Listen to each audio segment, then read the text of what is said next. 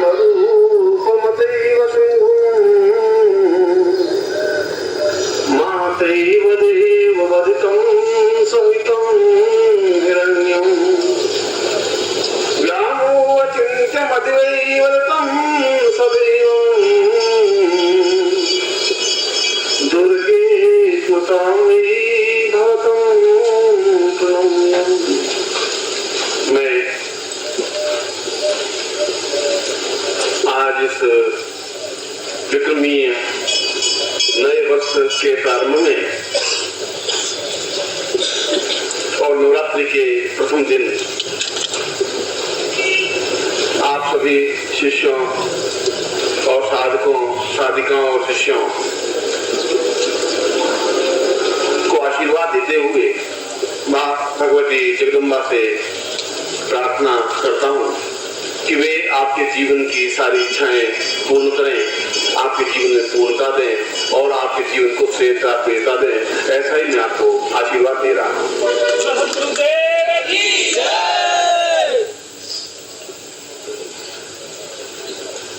मैंने इस श्लोक में एक नवीन चिंतन और गालिब जी एक अद्भुत और तेजस्वी ऋषि हो चुके हैं। ऐसे तेजस्वी कि जिन्होंने अपने जीवन में पूर्ण भगवती जगदम्बा की साधना संपन्न की और एक नवीन विधि से संपन्न की और जीवन की सारी आवश्यकताएं, जीवन की सारी इच्छाएं, मैं सोचता हूं कि गार्लिक जितना ऋषि कोई भौतिक नहीं रह सकता और गार्लिक जैसा व्यक्ति बहुत ज्यादा वीतरागी भी नहीं हो सकता। जीवन की दो अवस्थाएं होती हैं, या तो आपको पूर्ण भौतिक होता है जो केवल धन, पुत्र, यश, मान, पद, प्रतिष्ठा, ऐश्वर्य में डूबा रहता है। हर समय उसकी आकांक्षा, इच्छा रहती है कि ये जीवन में ये भी मुझे प्राप्त हो जाए, धन प्राप्त हो जाए, व्यापार प्राप्त हो जाए, पत्नी स्वस्थ रहे, मेरी तबियत ठीक रहे, पुत्र हो, आज्ञाकारी हो, बेटे हो, बेटियां हो, पोते हो, पोतियां हो, और ये सारा भौतिक जीवन में चिंतन बना रहता है। अधिकांश व्यक्ति ऐसे हैं। कुछ व्यक्ति ऐसे होते हैं जो वीतरागी होते हैं, जो सन्यासी होते हैं, जिन बात की कोई परवाह नहीं है, न पुत्र है, न पत्नी है, न बंधु है, न बांधव है, न समाज है, रिश्तेदार है। जो कुछ है वह इस आत्मा को उस ब्रह्म से साक्षात्कार करा देना ही जीवन की पूर्णता मानते हैं। और अधिकतर नंदी स्वामी या वीतरागी या सन्यासी जो हिमालय में है तो इस प्रकार के व्यक्तित्व है। गालव के एक ऐसे ऋषि थे जो अपने आप में पूर्ण भौतिक व्यक्ति भी थे और पूर्ण वीतरागी व्यक्ति भी बने, मगर उन्होंने अपने जीवन में उस विधि का सृजन किया जिस विधि के माध्यम से घोर भौतिक व्यक्ति भी उस ईश्वर के और चिंतन और प्रभु के या भगवती जगदम्बा के या इष्ट के साक्षात दर्शन कर सकता है। और हमारे जीवन की मूलभूत आवश्यकता यह है कि जो बहुत भौतिक व्यक्ति हैं वे भी दुखी हैं। यदि आप उनको पूरे दें तो उनकी जिंदगी में कोई न कोई अभाव, कोई न कोई परेशानी बनी ही रहती है। अगर पुत्र है तो आज्ञाकारी नहीं है, या लड़की है तो उसकी शादी नहीं हुई है, या धन नहीं है, या व्यापार की प्रॉब्लम्स आ रही है, या गवर्नमेंट की कुछ ट्रबल्स है, या पत्नी का स्वास्थ्य ठीक नहीं है, या खुद की समस्याएं हैं, और ऐसी प्रत्येक क्षण में कोई कोई संताप दुख से पीड़ित है और भौतिक व्यक्ति दुखी रहता ही है। मगर वीतरागी व्यक्ति भी दुखी रहते हैं, वे भी जीवन में ज्यादा सुखी नहीं रहते। उनके जीवन में भी हर क्षण वे वासनाएं और आशंकाएं बनी रहती है कि मैं वीतरागी बना, मगर यदि मैं भौतिक होता तो ऐसा होता, मेरे भी पत्नी होती, मेरे भी पुत्र होता, वह भी पिंडदान करता, मरने के बाद मेरा नाम होता। वे भी जीवन में ऐसी आकांक्षाएं पालते हैं, क्योंकि मैंने जीवन में इन दोनों जीवन को देखा है। पूर्ण भौतिक जीवन को भी देखा है और पूर्ण वीतरागी जीवन को भी देखा है। पूर्ण सन्यासी नंदी स्वामी जिसको कहते हैं वैसा भी रहा।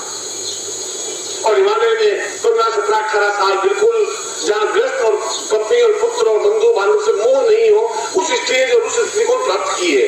और उस स्थिति को भी प्राप्त की है कि 7-8 साल जब मैं संन्यास में गया, घर पहुंचा ही नहीं, तो पिता ने ये सोच लिया कि जरूर मृत्यु हो गई होगी, क्योंकि उसमें बसें थी, इनकी ट्रेन भी थी नहीं, बद्रीनाथ केदारनाथ जाने के लिए तो 4 महीने 5 महीने लगते थे, जा नहीं सकता था पैदल, न पगडंडियां थी न सड़कें थी, और हिंसक पशु इतने थे कि जीवन में बच करके आना एक अत्यंत कठिन और दुर्लभ की बात मानी जाती थी।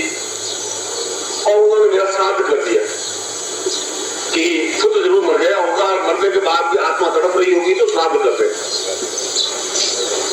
तो मैंने जीवन की उस स्थिति को भी देखा है, और मैंने देखा ये भी दुखी रहते हैं। और उनसे जब मिलता था तो कहता कि गुरुजी सब ठीक है, मगर ये संसारी लोग बहुत सुखी है गुरुजी, इनको तकलीफें नहीं है, यहाँ सारी बहुत प्रॉब्लम है, हरदम सारे काट की मार के बैठे रहो, वैसे करो, और जब जब मिल भी जाएगा तो क्या हो जाएगा, और मरने के बाद कौन पुण्यदान करेगा गुरुजी, आप बताइए। और मैं सोचता कि ये भी उतने ही दुखी है। ऐसा नहीं है कि भौतिक जीवन ही दुखी हो, जीवन का समन्वय हो, दोनों जीवन की बैलेंस हो, वह जीवन ज्यादा सुखी है। मगर दोनों जीवन बिल्कुल विपरीत है, जो समन्वय हो नहीं सकता। दक्षिणी ध्रुव और उत्तरी ध्रुव को मिला नहीं सकते, वह बिल्कुल एक दूसरे प्रकार का ध्रुव है, ये बिल्कुल दूसरे प्रकार का ध्रुव है। हिमालय उत्तर में बिल्कुल दूसरे प्रकार की चीज है, समुद्र दक्षिण में बिल्कुल दूसरे प्रकार की चीज है।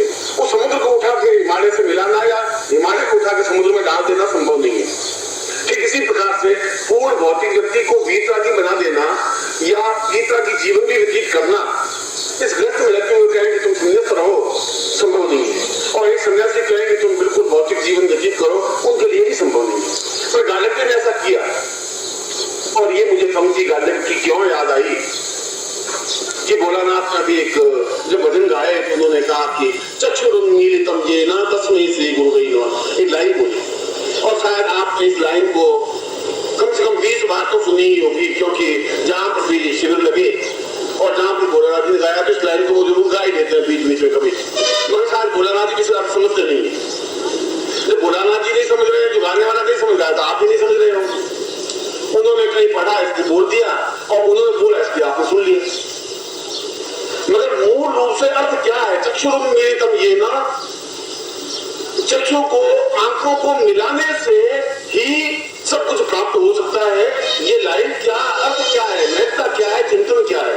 और यही चिंतन जो भोलानाथ ने बोला है, वही गालिब ऋषि ने कहा है, जो मैंने इस प्रवचन के प्रारंभ में कहा है कि भौतिक व्यक्ति भी और भौतिक व्यक्ति की जीवन की पूर्णता इस बात में है कि वो अपने जीवन में पूर्ण सुख प्राप्त करे, जो भी उसकी इच्छाएं हो, और जीवन में प्रभु के साथ